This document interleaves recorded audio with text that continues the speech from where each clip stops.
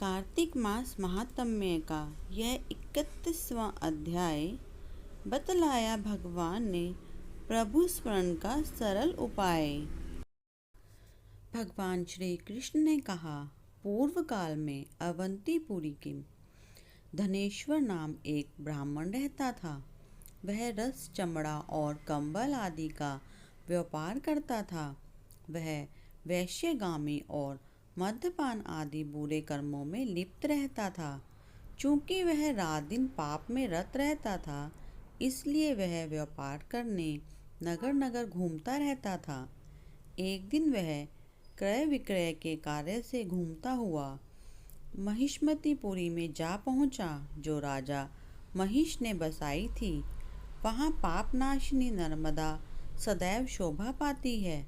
उस नदी के किनारे कार्तिक का व्रत करने वाले बहुत से मनुष्य अनेक गांवों से स्नान करने के लिए आए हुए थे। धनेश्वर ने उन सबको देखा और अपना सामान बेचता हुआ वह भी 1 मास तक वहीं रहा। वह अपने माल को बेचता हुआ नर्मदा नदी के तट पर घूमता हुआ स्नान, जप और देवार्चन में लगे हुए ब्राह्मणों को देखता और वैष्णवों के मुख से भगवान विष्णु के नामों का कीर्तन सुनता था। वह वहां रहकर उनको स्पर्श करता रहता, उनसे बातचीत करता रहता। वह कार्तिक के व्रत के उद्यापन विधि तथा जागरण को भी देखता रहता। उसने पूर्णिमा के व्रत को भी देखा कि व्रती ब्राह्मणों तथा गौओं को भोजन करा रहे हैं, उनको दक्षिणा आदि भी दे रहे हैं। उनने नित्य प्रति भगवान शंकर की प्रसन्नता के लिए होती दीपमाला भी देखी।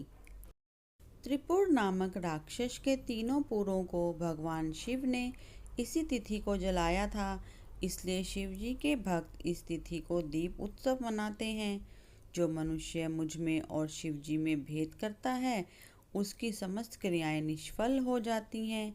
इस प्रकार नर्मदा तट पर रहते हुए जब उसको एक माह व्यतीत हो गया, तो एक दिन अचानक उसे किसी काले सांप ने डस लिया। इससे विह्वल होकर वह भूमि पर गिर पड़ा। उसकी यह दशा देखकर वहां के दयालु भक्तों ने उसे चारों ओर से घेर लिया और उसके मुंह पर तुलसी दल मिश्रित जल के छिड़के देने लगे।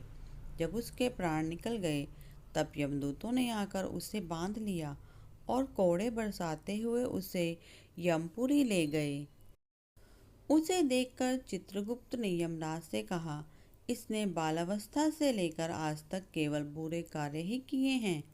इसके जीवन में तो पुण्य का लेश मात्र भी दृष्टिगोचर नहीं होता।